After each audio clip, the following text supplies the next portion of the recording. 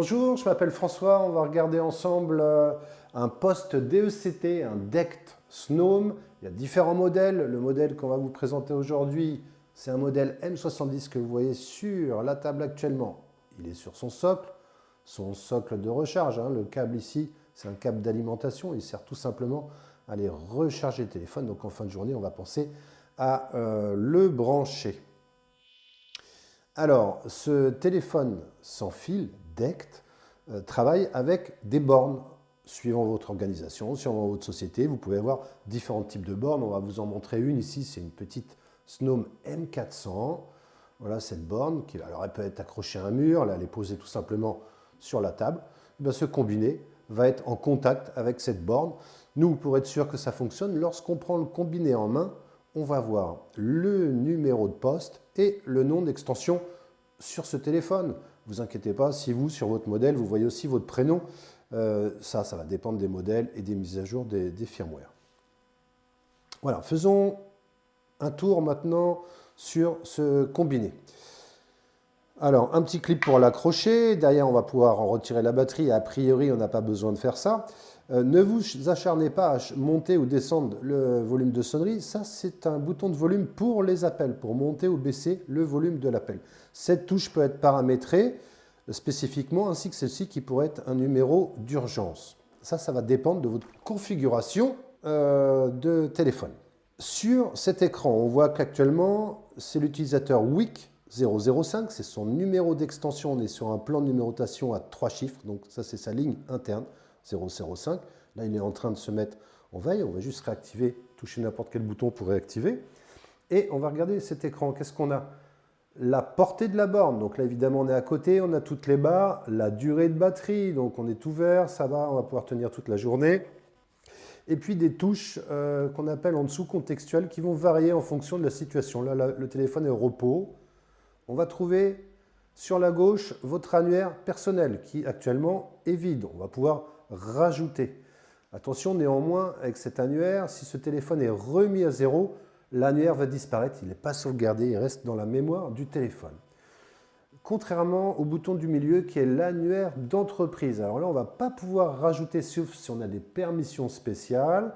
Mais a priori, ça c'est l'annuaire d'entreprise qui vient donc du serveur de téléphonie. On va retrouver tous nos collaborateurs, des numéros d'extension interne, par exemple ici, Cybelle avec la ligne 223, ou des contacts extérieurs.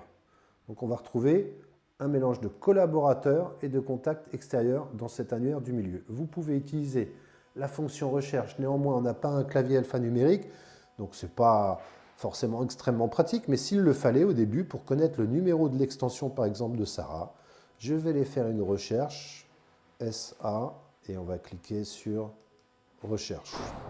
Il va nous sortir les combinaisons de caractères. Sarah ressort en premier et on peut à partir de ce moment-là l'appeler avec le bouton vert. Sur le troisième bouton que l'on voit sur la droite, ce sont l'historique des appels. Donc là, je peux savoir tous les appels que j'ai reçus et passer en fonction du sens du flèche. Si vous avez 3CX et un ordinateur connecté, vous verrez exactement la même chose. L'historique est synchronisé et puis on peut aller se déplacer avec le curseur du milieu pour filtrer que les appels répondus ou que les appels que l'on a composés pour appeler par exemple à nouveau la même personne. Sur ce téléphone, sur ce modèle, on a d'autres touches pour mettre en haut-parleur, décrocher, raccrocher, le menu, pour les plus curieux d'entre vous. Vous pourrez peut-être aller changer notamment la sonnerie à l'intérieur de ce menu. Et puis des touches de raccourci qui vont nous servir. La messagerie vocale, pour appeler sa messagerie vocale, il suffira de maintenir le doigt appuyé sur 1. Le lock du clavier, donc le verrouillage clavier, parce que ce téléphone-là, il peut se promener en atelier. Et donc, on va faire ce qu'on appelle un pocket call, un appel de poche.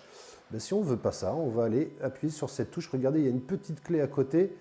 Et si je laisse, j'appuie dessus, je maintiens, ça va verrouiller le clavier. Là, on va aller le déverrouiller ensemble. Si pour une raison ou une autre, donc là, il est toujours verrouillé, je vais le rappuyer dessus longtemps. Voilà, là, il vient de se déverrouiller. On retrouve nos menus contextuels. En bas à droite, notez cette petite cloche. Là, c'est pour le mettre en mode silencieux. Attention, l'indication est vraiment toute petite en haut à droite. Il nous dit que là, ça ne sonnera plus. On verra l'appel entrée. On peut faire une expérience de ce pas, faire sonner un appel. On verra l'entrée, mais il n'y a plus de sonnerie. Donc là, il faut être face à son écran pour s'en rendre compte et décrocher. Donc c'est juste un muet de sonnerie.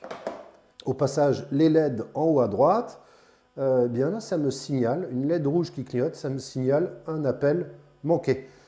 Si la LED clignotait verte, ça serait un message vocal qui a été déposé. Donc on irait le lire ici en appuyant sur cette touche 1. Je pense qu'on a fait le tour des touches que l'on a sur ce téléphone et des menus. On va passer aux appels. Sur ce modèle, on va aller passer un appel. Donc si on reçoit un appel, là j'ai un autre poste ici, on va aller composer le poste de Wix, c'est le 005. Donc l'appel va rentrer ici, 005. Vous avez différentes touches, le mettre en muet, la sonnerie, rejeter l'appel, transférer directement à un collègue. Mais évidemment, pour décrocher, hein, c'est le bouton vert. Et on va décrocher notre ligne. Voilà, pour raccrocher notre appel, bouton rouge, évidemment. Bien, ben, vous voyez que là, on est en cours d'appel avec Sarah. Et généralement, on va mettre un terme à l'appel ou on va transférer une collègue. Et bien, ça tombe bien, ou un ou une collègue. J'ai ici la ligne 6. On va aller transférer à cette ligne 6 qui n'a pas de nom, cette collègue. Alors, on va aller faire transfert. Je vais composer pendant ce temps-là, mon correspondant entend la musique d'attente. Si c'était un correspondant extérieur, il entendrait aussi la musique d'attente. Et on va aller composer notre numéro interne. J'aurais pu les chercher dans mon annuaire. Voilà. J'ai composé 06. Je peux appuyer sur le bouton vert. Je fais un transfert supervisé. Je vais d'abord parler à ma collègue avant de finaliser mon transfert. Ou appuyer sur la touche transfert pour faire un transfert direct. Allez, on va appeler en essayant de faire un transfert supervisé. Ça fait sonner la collègue qui aimablement décroche. À partir de ce moment-là, donc ces deux-là sont en ligne et on va pouvoir finaliser notre transfert. On voit à nouveau la touche transfert ici. Et donc envoyer Sarah à notre collègue. Alors il nous demande une confirmation. Il me dit, mais vous êtes sûr? Vous voulez transférer l'appel en attente? Oui. Et là, Sarah est bien en ligne avec le collègue. Voilà un transfert simple, supervisé. On va raccrocher ici. Alors, le transfert direct, c'est un transfert où on ne va pas expliquer la raison de l'appel, etc. On prend l'appel et on va l'envoyer directement au collègue et advienne que pourra de cet appel. Alors, on va rappeler d'ici. Alors, c'est Sarah qui va nous rappeler. On va décrocher, on va aller faire notre transfert et on va les composer. Ça pourrait très bien être le numéro d'extérieur. Hein. Là, on va les composer, notre numéro interne. Et je vais tout de suite, j'allais faire l'erreur, hein, transfert supervisé, bouton vert, transfert direct ici. On va aller cliquer sur transfert direct.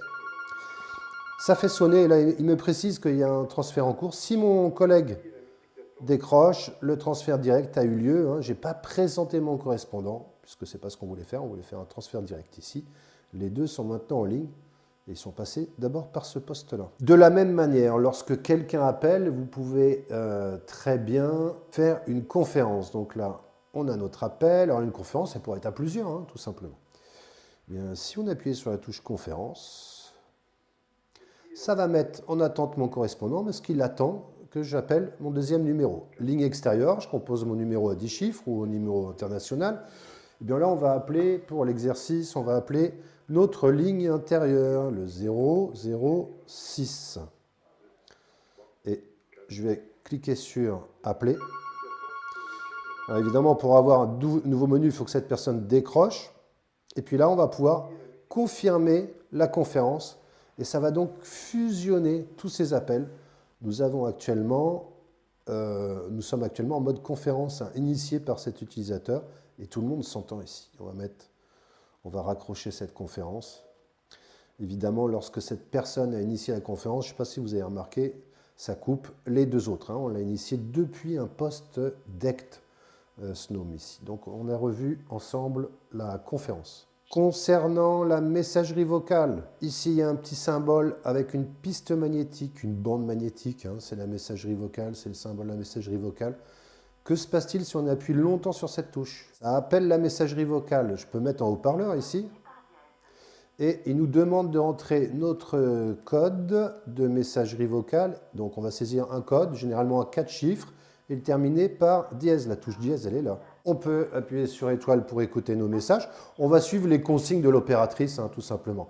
Voilà, ici on voulait juste vous montrer l'accès à la messagerie vocale. Alors, une fois que c'est fait, on raccroche. Merci pour votre attention. Vous pouvez nous retrouver sur les réseaux sociaux, notamment LinkedIn. À très bientôt pour des nouveaux tutos.